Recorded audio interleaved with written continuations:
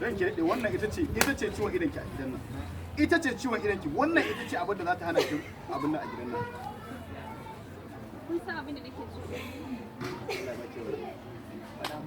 Mata dukan tsiya dukan kawo wuka kafin ku jefa min ita. An gama rai da yadda kika shaka za a yi.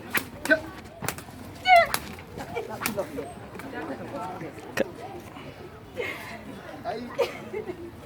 Kuka ke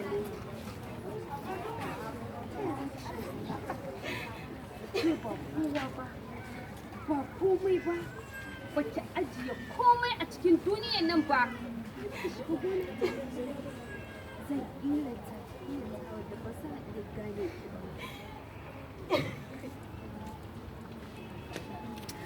ta ciki shiga ku jefa min ita ciki koma ciki sake ku rasa mata koma ciki